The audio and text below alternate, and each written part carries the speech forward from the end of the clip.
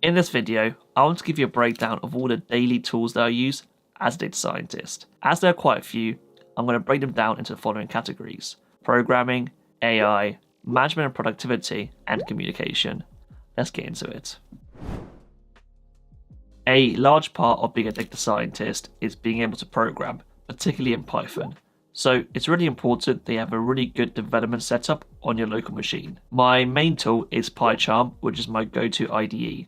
I probably don't use it for its full capacity, but I like it and I enjoy using it. Instead of regular terminal, I use iTerm2 just because it's more customizable and has a lot more features. Needless to say, version control is really important nowadays, and the gold standard tool for this is Git and GitHub. I use the Git command line instead of the Git desktop app, only because I find it easy to use and also I think it looks a lot cooler. Unfortunately, Macs don't ship with a really nice native package manager that they do for Linux machines with apt.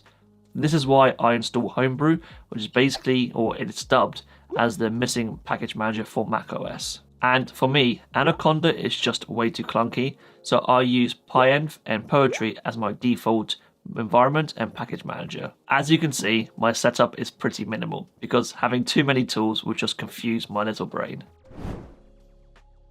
AI is here to stay, so we should get used to working with it. I use AI pretty much on a daily basis and it really has improved my productivity and output. However, you don't need to overcomplicate it and have dozens of AI tools. Only a few will be sufficient to meet most of your cases. Naturally, the best tool on the market is ChatGPT, which is probably the one most people use.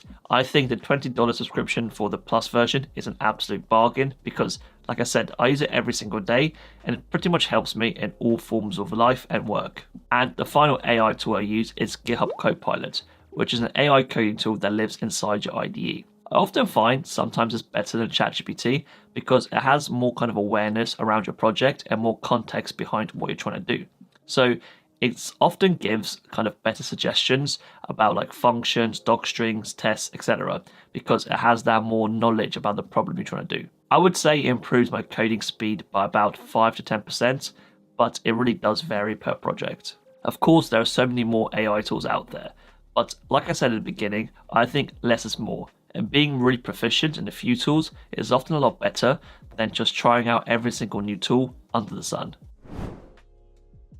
Coding and doing analysis is just one part of being a professional data scientist. You must be able to effectively collaborate with your team and ensure that you're always on top of all your projects. Tools that help me in this department are Notion. So I'm sure most of you have heard of Notion, but Notion is like this note-taking app, but it's a lot more extensive. So I use Notion to track my projects, basically take notes of anything I may need, code snippets, useful functions, etc.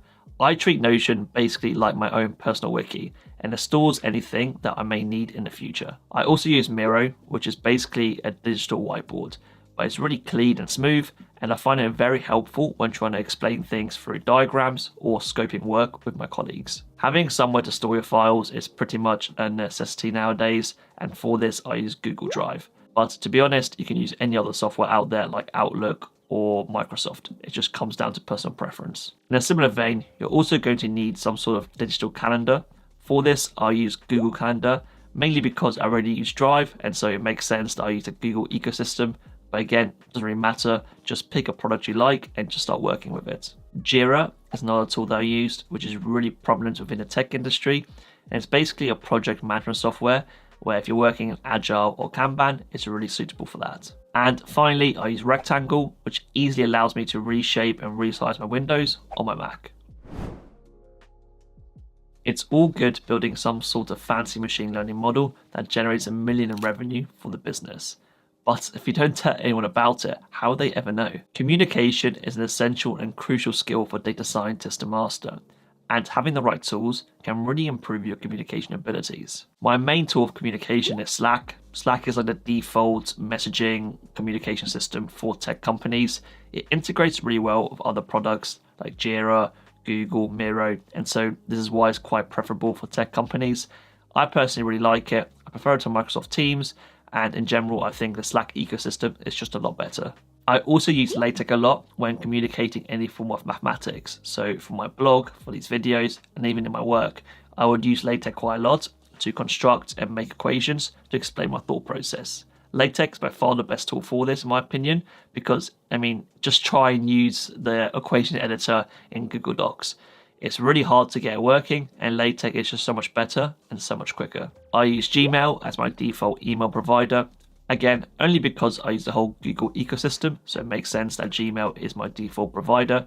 And I'm pretty sure something like a third to half of the population also use Gmail. So you're in good hands. And finally, I use Google Meets as my default web conferencing software. Again, only because I use Google Suite for everything, it's convenient for me to use. If you enjoyed this video and you want more data science advice like this, then make sure you check out my weekly newsletter, Dishing the Data.